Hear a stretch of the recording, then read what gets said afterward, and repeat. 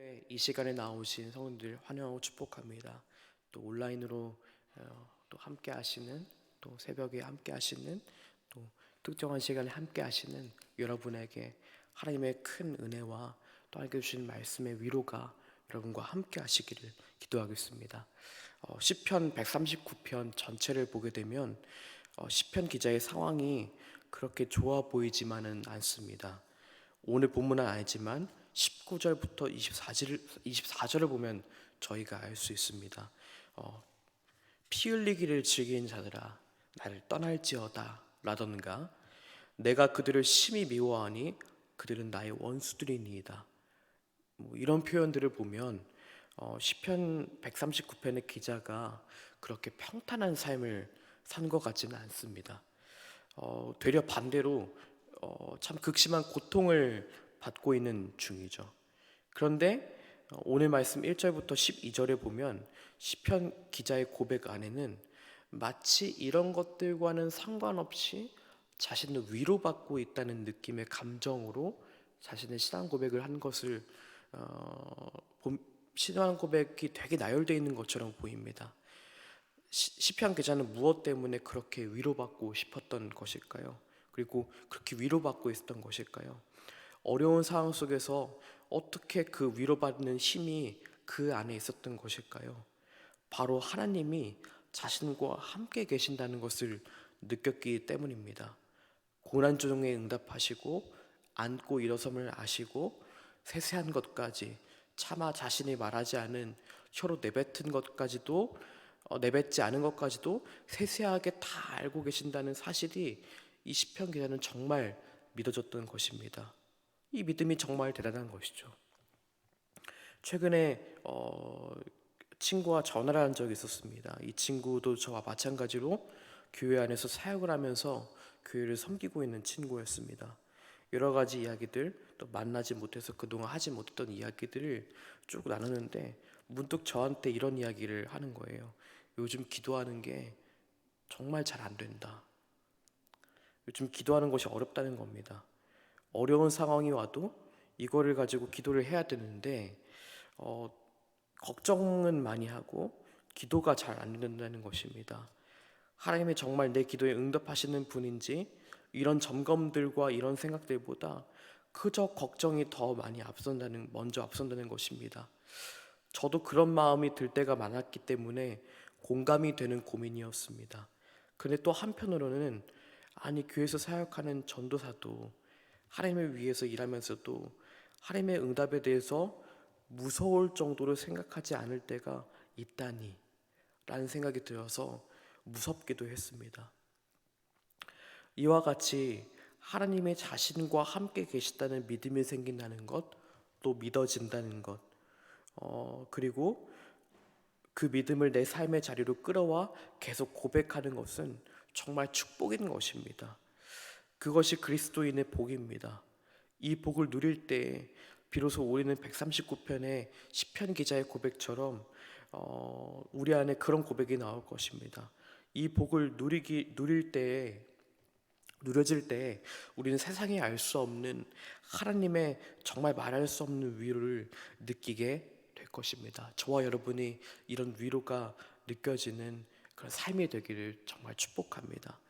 그런데 문제는 이 하나님의 함께하심에 대한 생각이 이 시편 기자의 고백과 같은 고백이면 참 좋겠는데 다 다르다는 것에 있습니다. 정말 하나님이 함께 하시는 것이 정말 여러분에게 그리고 저에게 즐거움인가요? 정말 하나님이 우리의 주인 되시고 우리 삶을 이끌어 가시고 세세하게 우리의 삶의 모든 것을 다 아신다는 그 사실이 우리에게 위로가 되나요? 아니면 부담이 되나요? 혹시 하나님이 다 아신다는 것이 두려움으로 다가오시진 않으신가요? 제가 어렸을 때 불렀던 찬송가 중에 이런 찬송가가 있었습니다. 너의 눈이 보는 것을 조심해. 이런 가사가 이런 찬송가였습니다. 이 찬송가가 5절까지인가가 있는데 다 가사가 다 이렇습니다. 너의 입이 말할 때 조심해. 너의 손이 하는 일 조심해. 너의 발이 가는 길 조심해. 우리 하나님 다 지켜보고 계시니 너 조심해. 이런 가사의 내용입니다. 근데 제가 어렸을 때 잘 모르고 이 가사를 들었을 때는 제게 이것이 위로가 되는 것이 아니라 굉장히 위협적으로 들려오더라고요. 조심해. 지켜보고 있다. 너 제대로 가는지 안 가는지 내가 본다. 마치 이런 하나님의 모습이 자꾸 떠오르는 겁니다. 그런데 하나님이 함께 하신다는 것은 이보다 더 많은 의미를 담고 있잖아요. 우리의 행동뿐만 아니라 그 행동 뒤에 있는 내적 동기와 숨은 생각까지 다 아시는 것이잖아요. 여러분, 이 하나님의 함께 하심이 정말 위협적인 것인가요? 아니요. 하나님의 함께 하심을 위로로 느끼는 이에게 이것이 위로로 느껴지는 까닭은 하나님이 우리의 마음을 헤아리시는 분이라는 것이 믿어지기 때문입니다. 하나님이 우리를 꾸짖기만 하는 심판자가 아니라 우리를 조건 없이 사랑하시는 아버지라고 믿어지기 때문입니다. 여러분 한번 보세요. 7절 말씀을 한번 볼까요? 7절부터 10절까지 한번 같이 읽어보겠습니다. 7절부터 10절까지 말씀입니다. 같이 한번 읽어보겠습니다. 시작. 내가 주의 영을 떠나 어디로 가며 주의 앞에서 어디로 피하리이까? 내가 하늘에 올라갈지라도 거기 계시며 수월에 내 자리를 펼지라도 거기 계시니이다.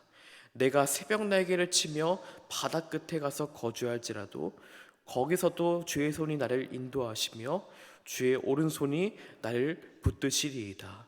아멘. 자, 하늘에 올라가서도 또 같이 있는 사람이 있습니다. 수월에 내려가서 그 자리를 펼지라도 같이 있는 사람이 있습니다. 저 바다 끝에서도 같이 있는 사람이 있습니다.